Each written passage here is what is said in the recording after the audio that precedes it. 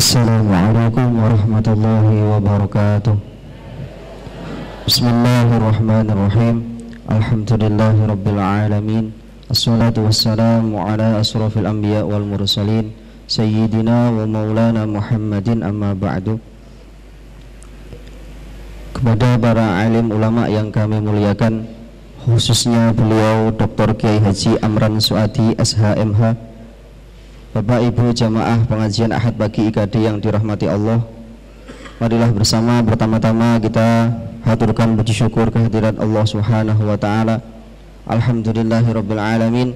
Pada pagi hari ini kita bersama diberikan nikmat oleh Allah Subhanahu wa taala, nikmat iman, nikmat Islam, sehingga oleh Allah kita bersama dapat diberi kesempatan untuk kembali menambah pengetahuan mengenai agama dalam keadaan sehat walafiat.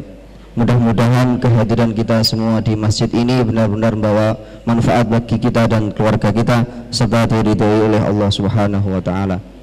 Kedua kalinya salawat dan salam kita haturkan kepada beliau junjungan kita Nabi Agung Muhammad sallallahu alaihi wasallam. Mudah-mudahan kita bersama senantiasa mendapatkan syafaat kelak di akhirat. Amin ya rabbal alamin. Bapak Ibu hadirin yang dirahmati Allah, marilah kita buka rangkaian pengajian Ahad pagi pada pagi hari ini dengan bacaan basmalah bersama. Bismillahirrahmanirrahim.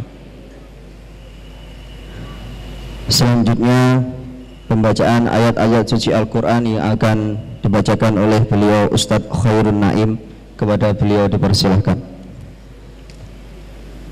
Assalamualaikum warahmatullahi wabarakatuh.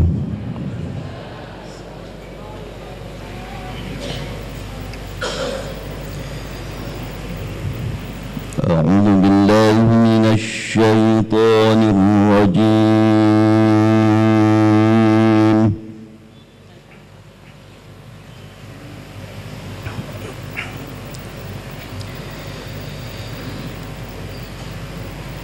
Bismillahirrahmanirrahim.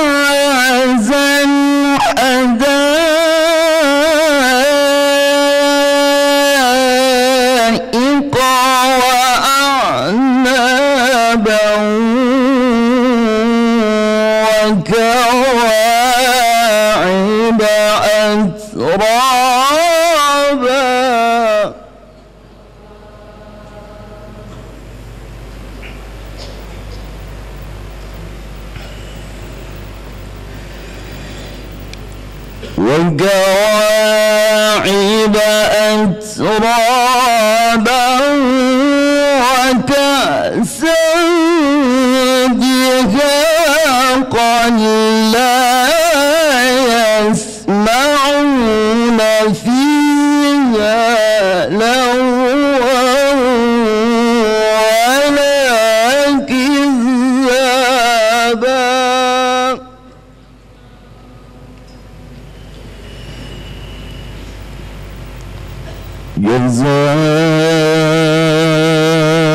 جزاء من ربك عطاء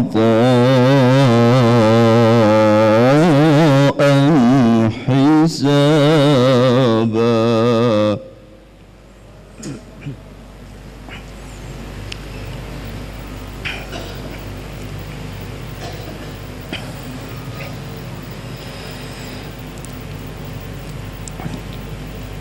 لا يسمعون فيها لغوا ولا كذابا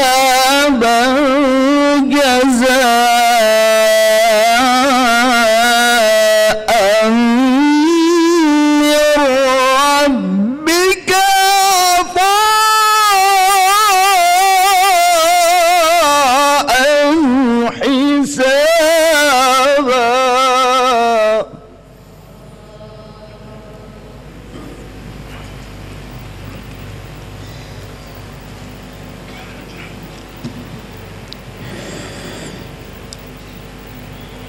رب السماوات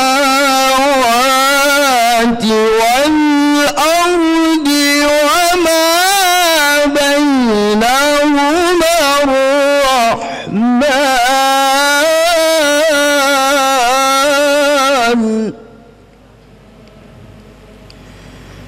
لا يملكون منه خطابا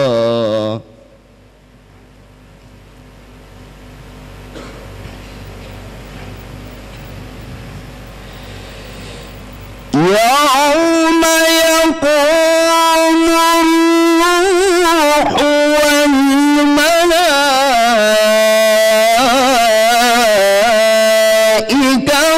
صفا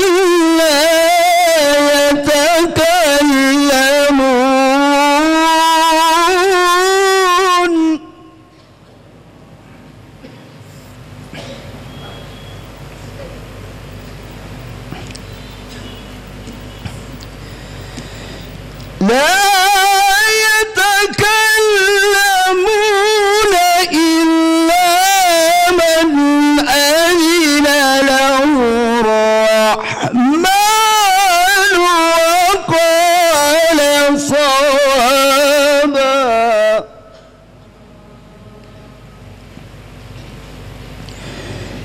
ذلك اليوم الحق فمن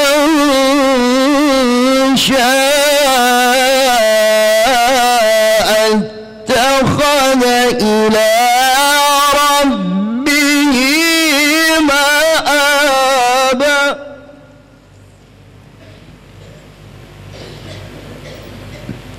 ذلك اليوم الحق فمن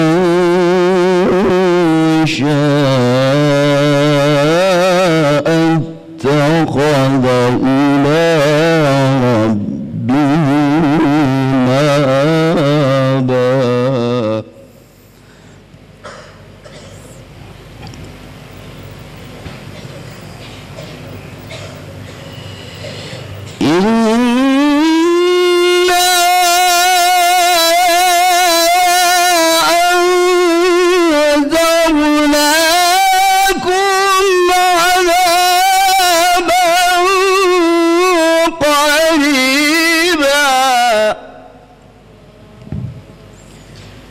يوم ينظر المرء ما قدمت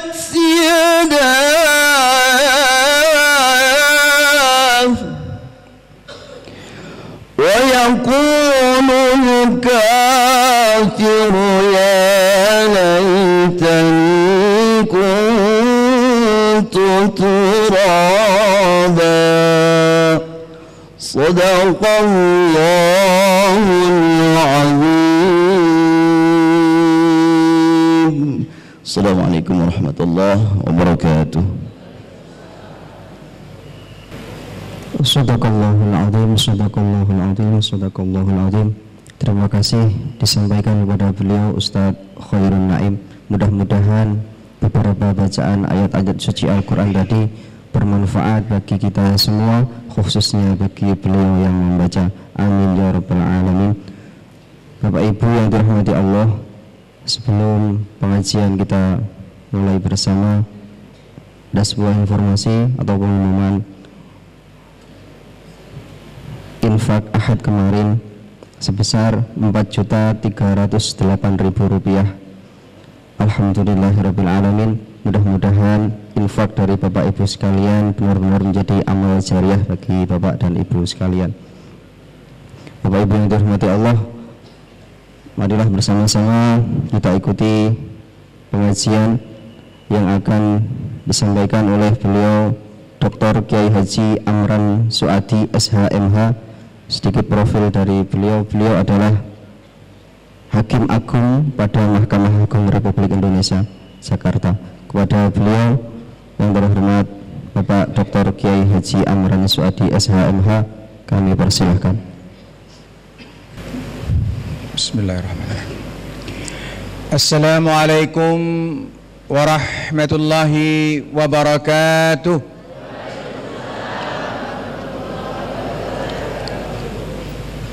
Alhamdulillahi rabbil alamin.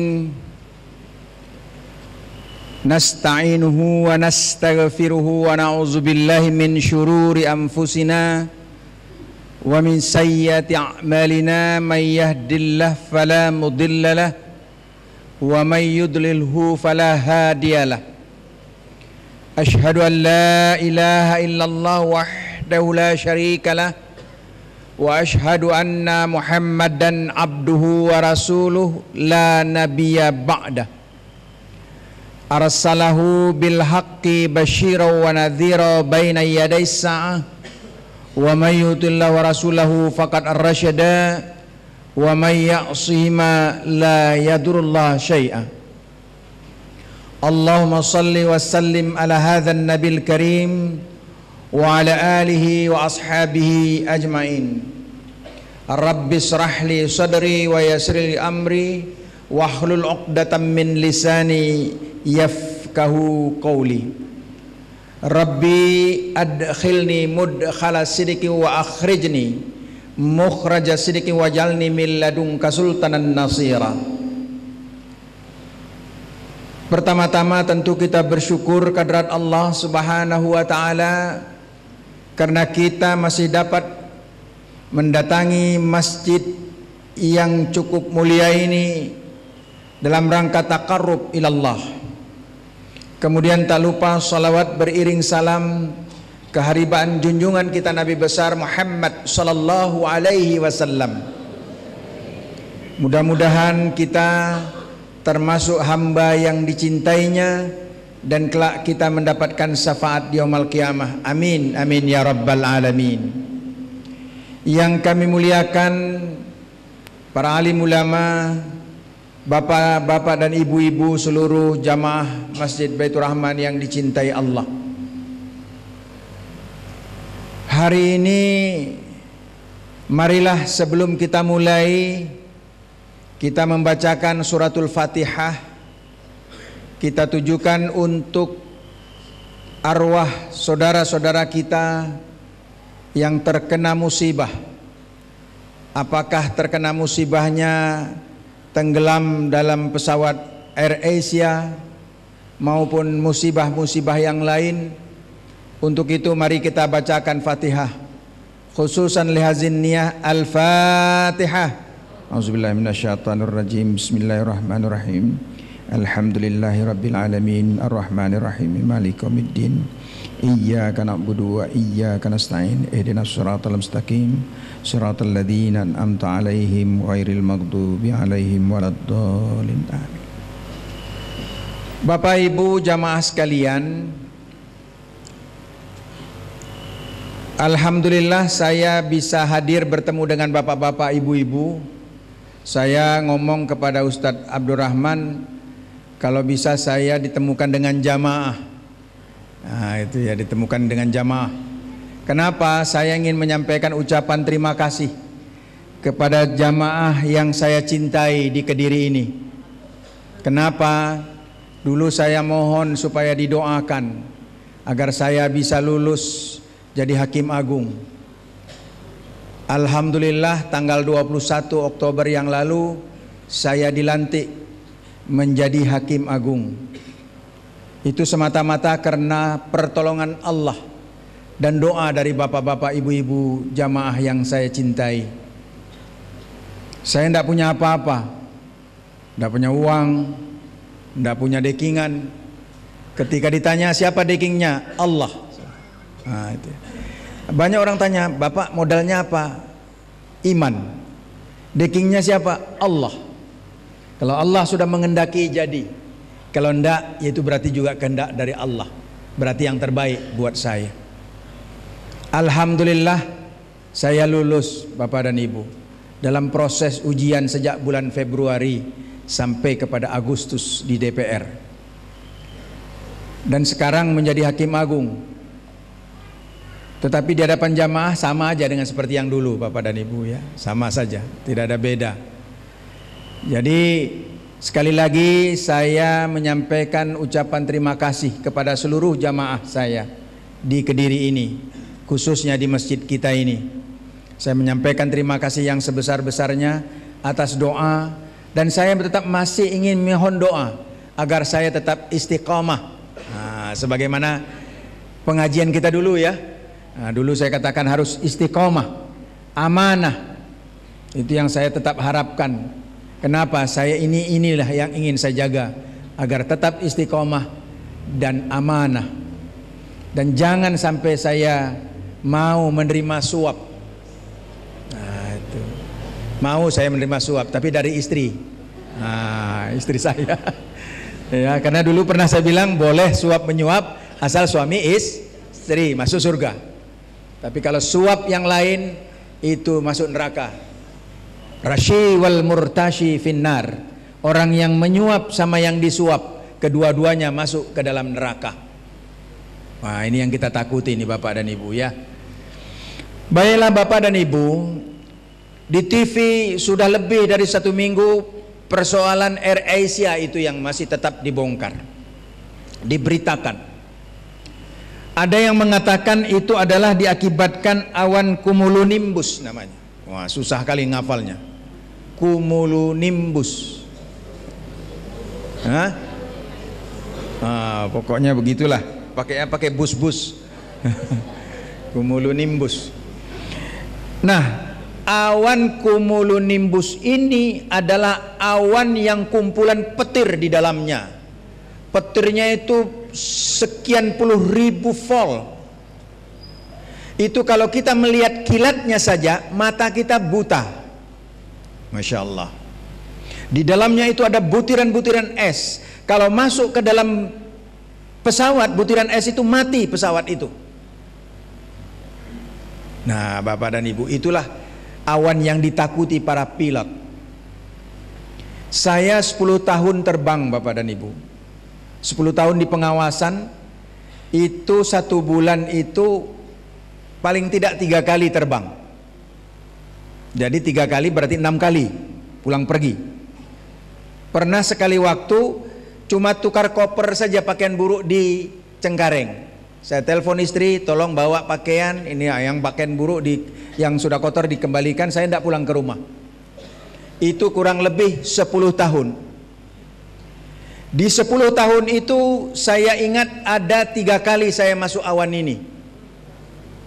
Gitu ya, masuk awan ini. Gelap. Begitu masuk awan itu gelap, petir. Pesawat tidak tentu lagi. Saya tanya sama adik saya, teknisi Garuda. Saya bilang, kenapa pesawat? Ya, itu memang begitu Bang. Sudah autopilot saja. Karena kalau di lawan sedikit patah. Gitu ya. Kemudian dari sisi itu lagi, saya pernah naik pesawat yang pesawatnya muter-muter terus selama kurang lebih 1 jam. Kenapa? Rupanya rodanya, tapi tahunya setelah di darat, roda yang satu tidak mau masuk, ketika mau turun roda yang masuk tidak mau keluar. Nah itu, sehingga ada orang di samping saya bilang, Pak doalah Pak, katanya. Lalu udah terbang keliling itu, sudah. Ya doa lebih banyak, sudah. Ayat kursi, ayat meja, ayat bangku sudah saya baca. Sudah saya baca. Jadi gimana Pak? Sudahlah, tenang sajalah. Paling-paling besok nama kita keluar di TV. Saya bilang, Bapak ini masih bisa canda. Ya mau bilang apa? Pasrah kita kepada Allah. Dia yang punya nyawa. Bapak dan Ibu jamaah sekalian, ternyata ayat yang tentang awan cumulonimbus ini sebenarnya sudah diangkat Allah, diceritakan Allah di dalam Al-Quran. Di dalam surat An-Nur ayat 43. Ya Allah, ya Rabbi. Jadi kalau ada orang tidak percaya dengan Al-Quran itu memang terlalu. Nah itu ya kata Omah Irama. Al-Quran sudah menceritakan. Apa kata Al-Quran? A'udzubillahi minasyaitonir rajim. Bismillahirrahmanirrahim. Alam ألم تر أن الله يجزي سحابا ثم يولف بينه ثم يجعل ركاما فترى الودق يخرج من خلاله وينزل من السماء من جبال فيها من برد ويصيب به من يشاء ويصرف عن من يشاء يكاد سنا برقه يذهب بالأبصار.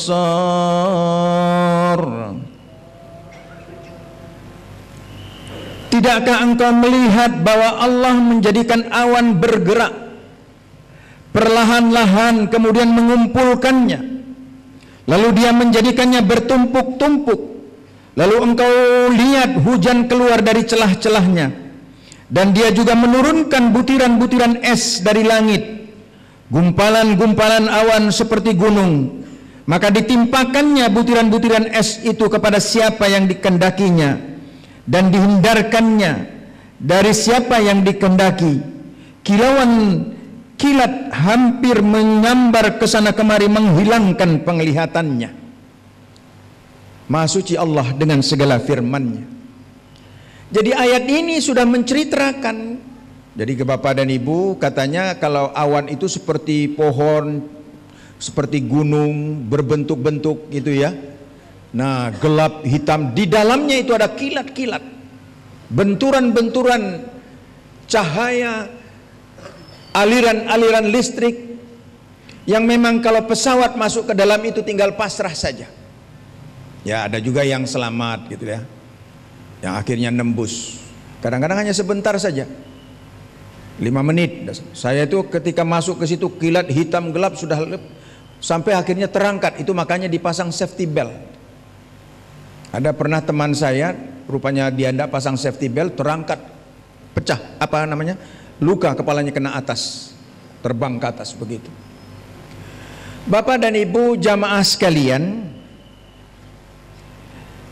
Allah sudah mengingatkan kepada kita, memberikan gambaran kepada kita. Oleh sebab itu apa? Tidak ada lain kecuali kepasrahan kita kepada Allah Subhanahu wa Ta'ala. Tidak ada artinya kita ini. Begitu masuk ke dalam awan itu sudah tidak ada lagi. Disinilah Allah menunjukkan tentang kekuasaannya. Jadi kalau ada orang yang tidak mau menundukkan diri kepada Allah, tidak mau sujud dia kepada Allah, malah membanggakan diri, maka pantas orang yang seperti ini mendapatkan hukuman dari Allah Subhanahu wa Ta'ala. Oleh sebab itu Bapak dan Ibu jamaah sekalian, bagi kita yang masih hidup ini, marilah senantiasa kita mendekatkan diri kepada Allah Subhanahu wa Ta'ala. Karena nyawa itu tidak tahu kita.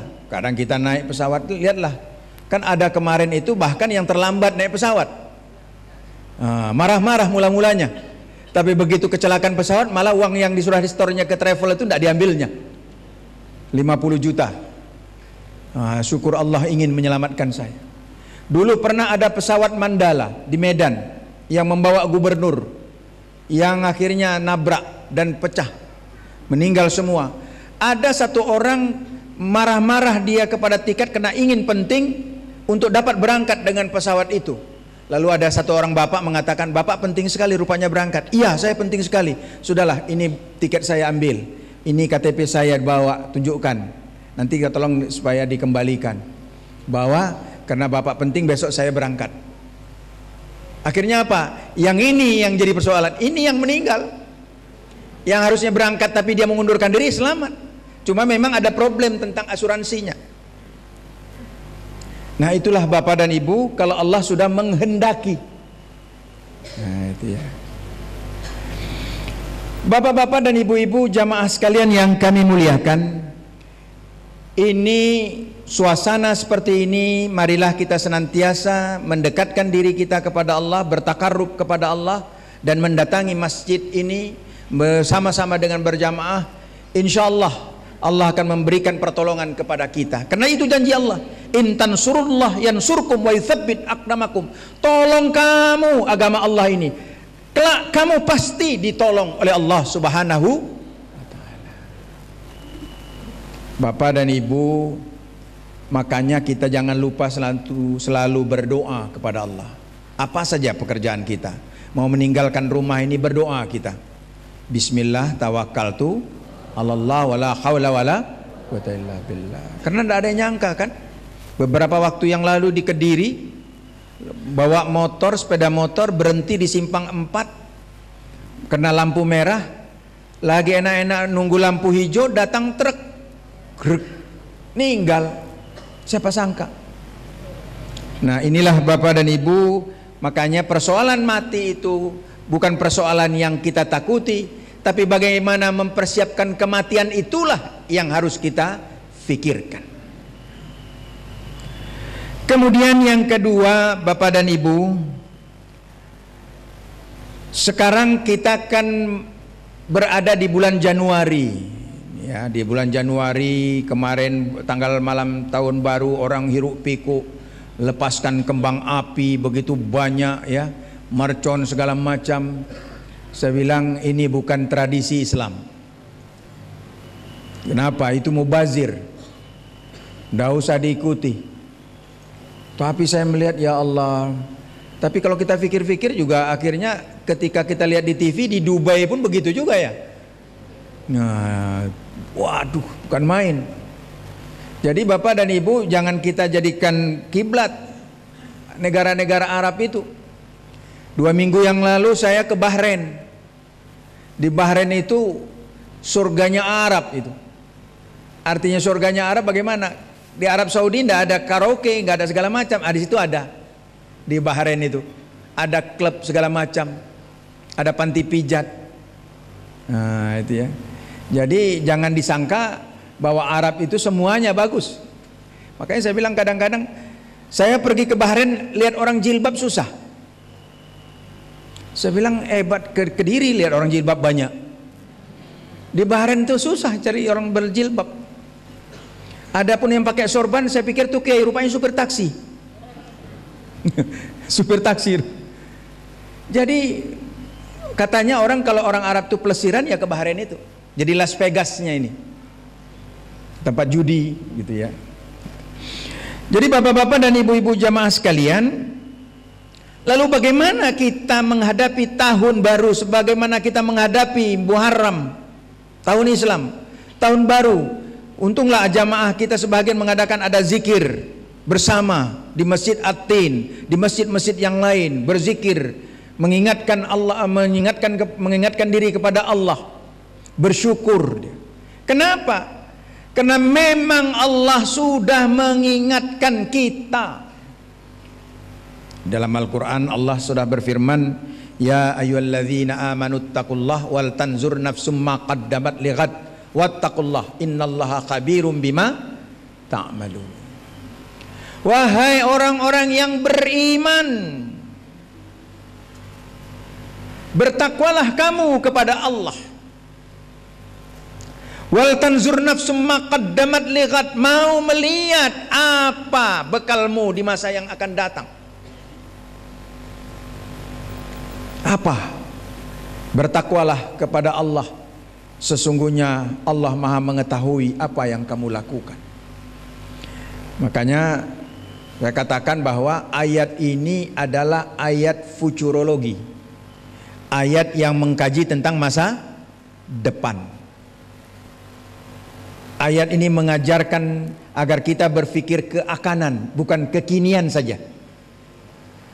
Orang sekarang membicarakan futurologi, membicarakan masa depan. Bagaimana menghitung sekarang untuk ke depan. Allah telah menyatakan di dalam Al-Quran 14 abad yang silam bahwa umat Islam disuruh untuk berpikir ke depan.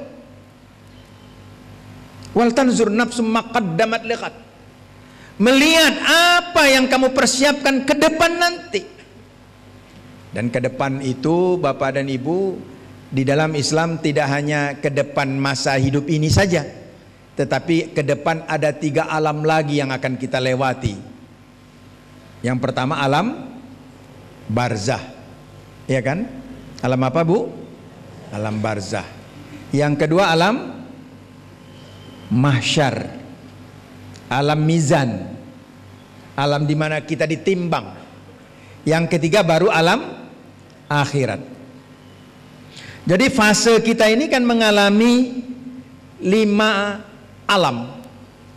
Pertama di alam rahim. Nah, di alam rahim ibu kita. Ketika itu ditiupkan ruh ke dalam rahim kita dari Allah. Makanya kita mengatakan kalau ada menghadapi orang yang meninggal, inna lillahi wa inna ilaihi rajiun. Sesungguhnya kita ini datangnya dari Allah, miliknya Allah, dan kepadanya lah kita akan dikembalikan. Ditiupkan oleh Allah Subhanahu wa taala ke rahim ibu kita di alam ruh kurang lebih 9 bulan, dan kita tidak tahu berapa yang apa yang terjadi di alam ruh itu, dan kita tidak tahu bagaimana di dalamnya, di dalam alam rahim ibu itu. Kemudian kita lahir berada di alam dunia. Alam dunia ini berapa lama? Masing-masing kadang-kadang ada versinya. Ada yang 1 tahun, ada yang 2 tahun, ada yang 60, ada yang 50, ada yang 40, ada yang 80. Ya paling tidak ada yang 100 tapi langka. Nah, makanya pada waktu yang lalu saya pernah katakan kita harus ingat kematian, paling tidak tahun 2100 kita yang di masjidnya habis semua. Nah, itu ya. Menurut Khaliknya. Ya, saya kira lebih banyak yang tidak adanya daripada yang ada di tahun 2100. Lalu yang jadi masalah bukan tahunnya itu, tapi apa, bagaimana kita berada di alam barzah itu. Alam barzah itu berapa lama? Tidak tahu, sampai kiamat. Orang yang meninggal tahun 1900 yang lalu meninggalnya, tahun 1947 meninggal umpamanya, sampai sekarang masih di alam barzah. Kalau tahun 1947 itu selamat dia dari siksaan kubur, ya selamatlah. Tapi kalau tidak, makanya pada waktu kita berada di alam barzah itu kan ditanya, marabbuka, siapa nama Tuhanmu? Rabbi Allah, Tuhanku Allah. Tapi jangan Bapak dan Ibu, pernah sekali waktu ada anekdot, tapi ini anekdot ya Bapak dan Ibu ya. Jadi ada orang katanya disuruh salat, dia bilang saya ndak usah salat, nanti kamu kena siksa ke kubur. Dia bilang, saya ada caranya untuk supaya tidak disiksa di alam kubur. Apa? Dia tulis wasiat kepada ahli warisnya, nanti kalau saya meninggal dunia, tolong carikan kerenda saya kayunya yang sudah lapuk, kain kafan saya yang sudah koyak, paku untuk memaku kerenda itu pakunya berkarat. Datang ahli waris, diikuti. Kenapa begitu? Karena nanti kalau datang malaikat mungkar nakir mengatakan, malaikat lupa ya, salah alamat malaikat, saya ini penduduk lama, lihatlah kerenda saya sudah lapuk. Katanya kan pakunya aja sudah berkarat. Oh ya, heran-heran juga. Oh ya, udah lama nih, salah alamat rupanya, macam Ayu Ting Ting saja. Jadi itu katanya. Jadi tidak mungkin ya malaikat itu salah alamat untuk bertanya. Jadi Bapak dan Ibu, bagaimana kita mempersiapkan kehidupan selama yang sekarang ini? Wal tanzur nafsum ma qaddamat ligat. Kamu harus mau melihat apa yang kamu kerjakan, kamu persiapkan. Tahun 2014 sudah kita lewati. Apa amal yang sudah kita kerjakan? Apa dosa yang kebetulan kita lakukan? Kita timbang. Tahun 2015 ini kalau dapat, hilanglah ini semua. Yang buruk-buruk kita hilangkan, yang baik-baik kita ambil. Tapi jangan nanti keluar masjid lihat sendalnya buruk ditinggal, sendal orang yang baik diambil. Itu salah menerapkan amal namanya. Jadi bapak-bapak dan ibu-ibu jamaah sekalian, kita mengkaji, bermuhasabah, mengkaji diri kita.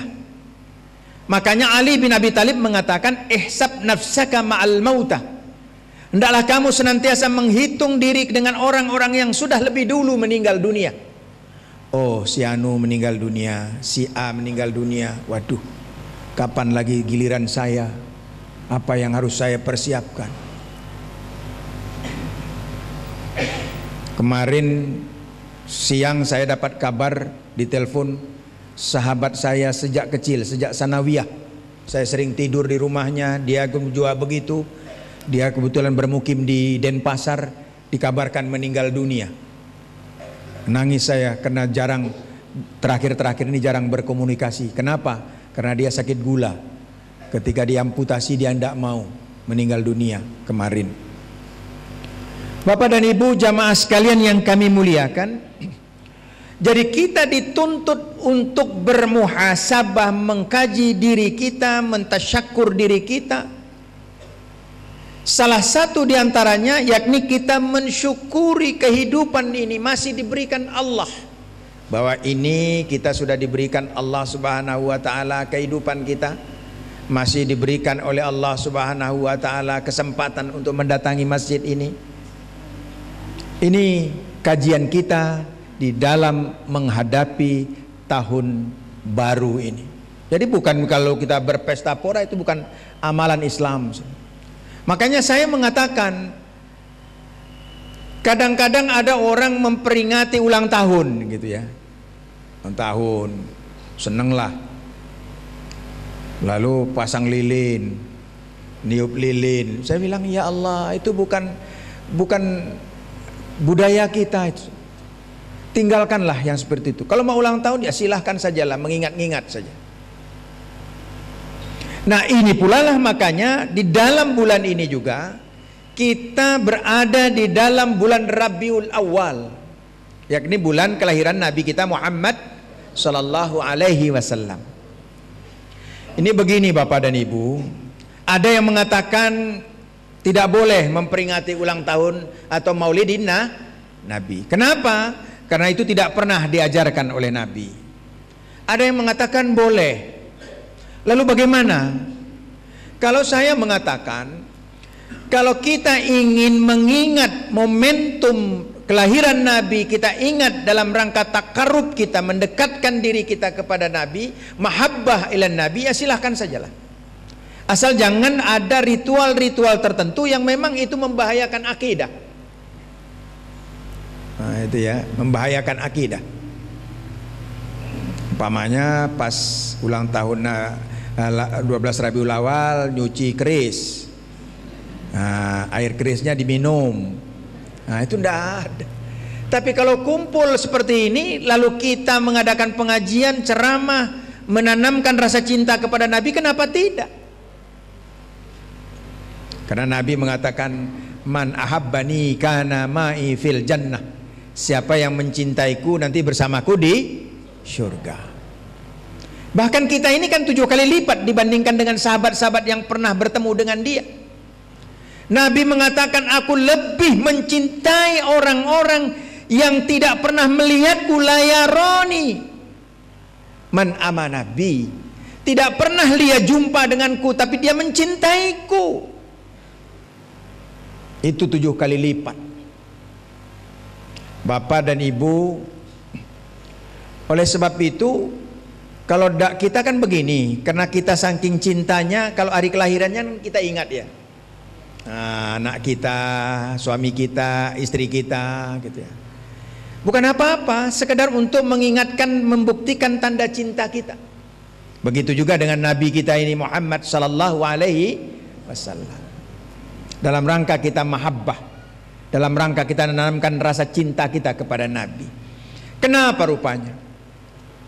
Pernah dalam satu kisah diriwayatkan ketika Nabi kita Muhammad Sallallahu Alaihi Wasallam sudah merasakan akan berpisah dengan sahabat-sahabatnya. Lalu Nabi kita mengatakan kepada para sahabatnya, termasuk di situ ada Umar Ibn Khattab, ada Abu Bakar Siddiq dan sebagainya. Lalu dia mengatakan kepada sahabat-sahabatnya, wahai sahabat-sahabatku, aku sudah merasa tidak berapa lama lagi berada di alam dunia ini karena akan berpisah dengan kalian. Oleh sebab itu saya ingin minta apabila kalian punya piutang kepadaku supaya disampaikan agar aku dapat melunasinya, supaya kelak saya tidak membawa beban hutang di alam barzah. Semua hening, sedih. Ya Allah, kita mau berpisah dengan Nabi kita ini. Tahu-tahu ada seorang sahabat menunjuk, saya ya Rasulullah punya piutang denganmu. Oh, sahabat-sahabat yang lain pada heran. Ya, Rasulullah sudah mau berpulang ke rahmatullah. Ya, terima kasih. Tahu-tahu ini sudah ada yang menuntut piutang. Kata Rasulullah, biarkan. Umar bin Khattab sudah agak gerem dia, agak marah. Lalu kata sahabat Rasulullah, biarkan. Silahkan, apa piutangmu kepada saya? Dulu engkau pernah memukul punggungku. Sekarang aku minta, aku ingin memukul punggungmu seperti engkau pukul aku dulu. Ya Allah, Rasulullah sudah tua, kemudian sudah mau berpulang ke rahmatullah, piutang itu saja dituntut. Kata sahabat Abu Umar bin Khattab terutama marah. Kata Rasulullah, jangan marah, biarkan saja. Silakan kemari. Kau tidak memukul punggungku, silahkan. Kata Rasulullah, saya tidak mau memukul seperti itu. Dulu engkau pukul aku ketika aku tidak berbaju. Sekarang aku ingin memukulmu dalam keadaan tidak berbaju. Ya Allah, ini kurang ajar ini orang. Tapi kata Rasulullah, biar saja. Lalu Rasulullah membuka bajunya sehingga nampaklah kelihatan punggungnya yang putih bersih. Begitu dekat orang sudah pada perhatian, ini akan dipukul lah punggung Rasulullah. Apa terjadi? Lalu sahabat tadi mencium, memeluk Rasulullah, mencium sambil menangis, menjerit. Dia katakan, ya Allah, inilah kesempatanku bersentuhan kulitku dengan kulitmu. Karena nanti kalau di yaumul akhirah engkau berada di surga ke-8, aku pun kalau mau masuk surga ya hampir-hampir masuk surga. Makanya ada yang nanya, mana yang bagus, hampir masuk surga atau hampir masuk neraka? Hampir masuk neraka daripada hampir masuk surga. Kalau hampir masuk surga kan masuk neraka itu. Nah, lebih bagus hampir masuk neraka. Kalaupun saya masuk surga itu paling di bawah. Kapan aku bertemu denganmu ya Rasulullah? Dia peluk, dia cium sejadi-jadinya. Itulah cinta sahabat itu kepada Rasul. Dia minta supaya bersentuhan kulitnya. Heran, nangis. Oh, begini rupanya. Dia pakai tipu juga sedikit katanya. Itu sahabat yang pernah bertemu. Kita yang gak pernah bertemu harus tetap memperbarui cinta kita kepada Nabi kita Muhammad Sallallahu Alaihi Wasallam. Makanya disuruh kita bersalawat senantiasa. Saya pernah membawa jamaah pergi haji. Kebetulan di antara jamaah itu saya pikir mula-mula dulu dia bukan muslim. Namanya Riholt Sihotang. Sekarang jangan sangka bapak dan ibu nama itu belum tentu muslim atau tidak. Ada Syafruddin Ibrahim ya di YouTube itu. Rupanya bukan Islam. Mantan Islam masuk non Islam. Nanti akan saya ceritakan sedikit. Namanya Riholt Sihotang, RPK, kolonel, bupati. Ibunya meninggal, tidak pernah dia tidak nangis. Tapi ketika saya bawa berziarah ke makam Nabi, meraung-raung dia menjerit. Sampai akhirnya oleh polisi itu ditarik. Tidak mau, dia pegang sambil meraung-raung, menangis. Lalu setelah saya bawa keluar, saya tanya, kenapa Pak Bupati? Waktu itu masih Bupati dia. Saya ketua pengadilan agama. Kenapa Pak Bupati? Kok Pak Bupati menangis di hadapan makam Rasulullah? Ya Allah, di luar perkiraanku. Jangankan bertemu dengan dia, menghadapi kuburannya saja sepertinya saya kok kecil sekali. Tidak kuat saya Pak, tidak kuat saya Ustadz. Biarlah tadi saya menangis. Saya apa yang saya kerjakan ini belum apa-apa. Begitu perjuangan Rasulullah. Bayangkan Pak, orang berhadapan dengan kuburannya saja begitu. Makanya pada saat bulan Rabiul Awal ini kita kenang Rasulullah, tapi bukan hanya bulan Rabiul Awal ini saja, tapi setiap saat.